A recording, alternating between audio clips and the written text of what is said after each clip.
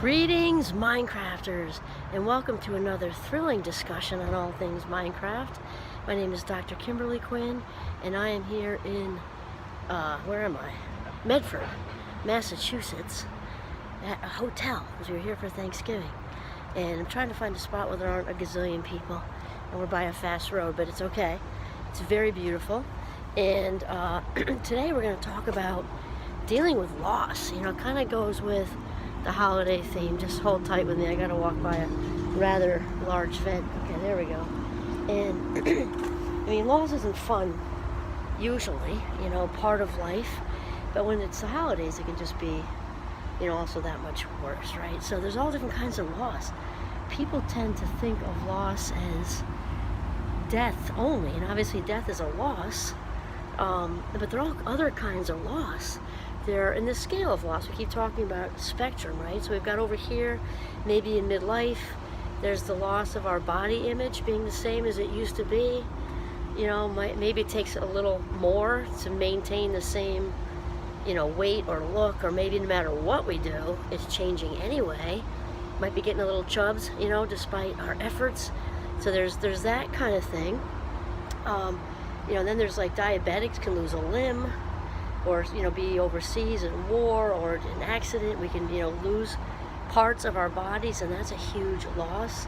And then actually right now, Tommy and my husband and I have 4 friends from St. Mike's who are dealing with aging parents. Not just aging, I should say cognitive decline. All of our parents, we're all aging, I don't mean just that.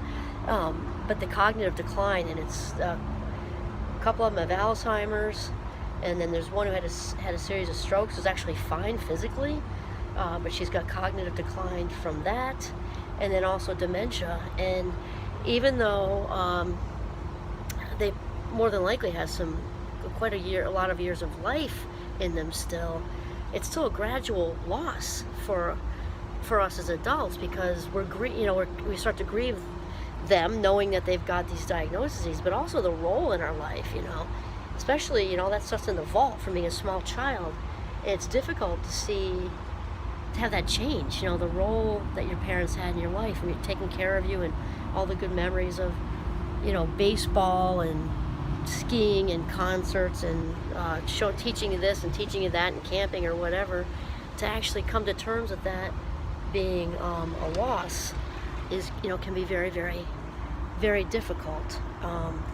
And also the loss of your own role with it, you know, having to be, you know, the mommy and the daddy, or the daddy and the daddy, and making these decisions to put them in assisted living and such, and it's just all really hard.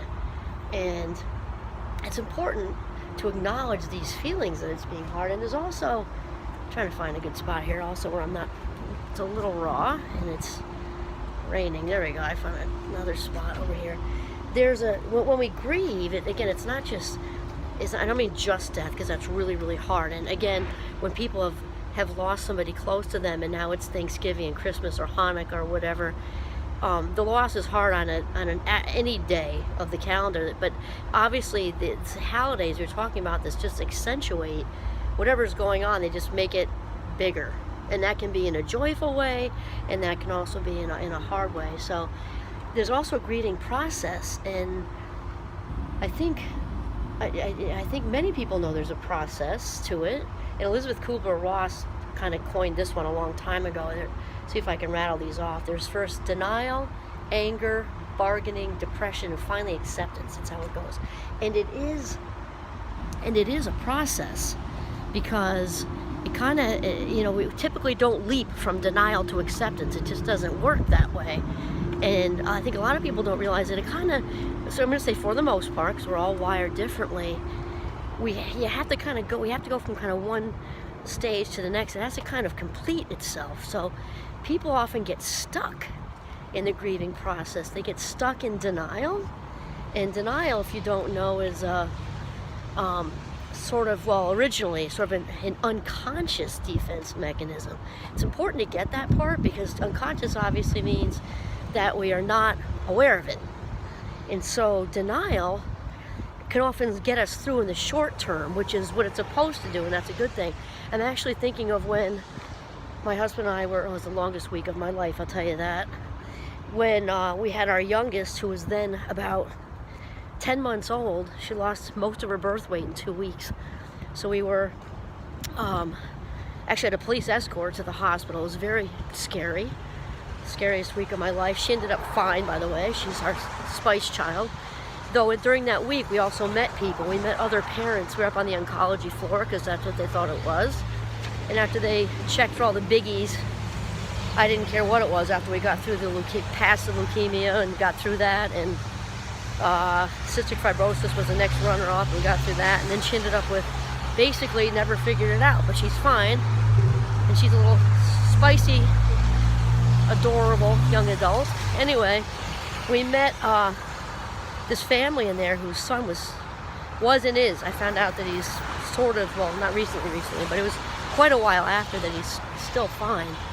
And that he's 17 and he was mowing the lawn and just kept, coming in and like exhausted and coming in. So long story short, 17, a very advanced leukemia. And denial, this is where I was going with this, denial is meant when we get, God forbid, somebody gets news like that, when and he was a strapping football player. He had a prom day, his parents talking about the prom and his tux, and this happened like in a split second.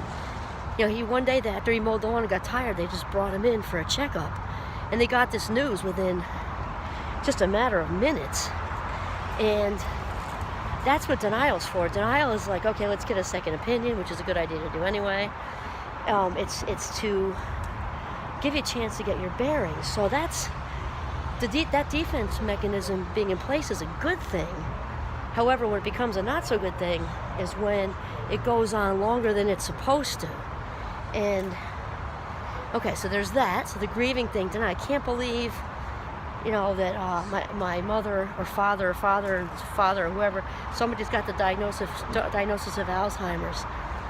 Second opinions. It might be something else. We all lose our keys. We all forget to turn off the stove. It must be something else. And here comes Giovanni in Medford, Massachusetts. Where'd they go? There goes our youngest and our next to youngest. Right there with Giovanni in Medford, Massachusetts. And, okay, so the denial thing. And then we have the anger. And then we can get pissed. Because especially if somebody's young. Let's say like that with that example of those two parents. Being like, he's 17. He's, a football player. He's got this nice girlfriend. He's got his whole life ahead of him. This can't be. Why us? Angry, angry, angry. And that also makes a whole lot of sense, right? And then the bargaining. Like, maybe somebody got news in their mid-50s or 60s after not taking great care of themselves. Or maybe smoking their whole life. Now they just got the news that it's something, lung cancer. And the bargain, I'll stop smoking. Maybe having a chat with God, source, universe, like I promised to turn this around. Or maybe you lost, or you might almost lose somebody who's important to you. Maybe it's a partner. If I make all these changes, just make sure she's okay, blah, blah, blah, blah, blah, blah, blah. And then depression is the next one. When we realize the bargaining doesn't work, right? And we can just sink into a depression that this is real, whatever it is real. And then finally, acceptance, and that's the last stage. And obviously acceptance is when the inner peace sets in, when we really become, okay with, sounds ridiculous to say that when it's something horrible, but really that is what happens. Become okay with whatever it is that the news is, and deal with it. So like our friends who are doing really well with it, actually, I have to say, with this big transition to bringing their parents and making that move to assisted living. It's just so different for them. But that acceptance piece is really so important. And so where it's going with this is that, those are sort of the 5 stages of grieving. It's that grieving is for more than just a death. That's the main thing. And also to realize that the grieving process typically needs to kind of finish. So if we get stuck in, the denial phase, that won't be good for us. Or the angry phase and hanging on to that, or any of the phases. We want to land at acceptance. So I would say reach out for as much support as you can and talk.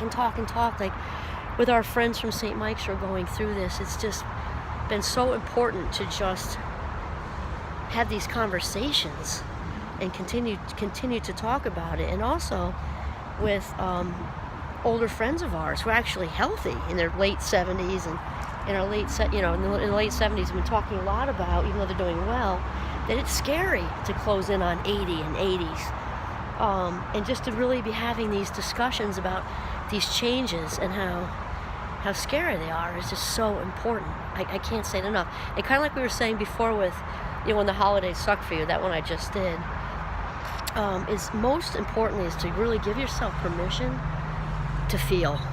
To feel is to heal. Got to feel. Got to feel, and you got to talk about it. It's the most important thing there is, and reach out for that support. Okay. Loss is loss, and there is rarely a good time for it, right? It happens. It's part of life. And yeah, reach out to those you love. And if necessary, obviously professional help. But support is key. Permission for your feelings is key. This is Kimberly Quinn signing off from Medford, Massachusetts. Have a mindful day.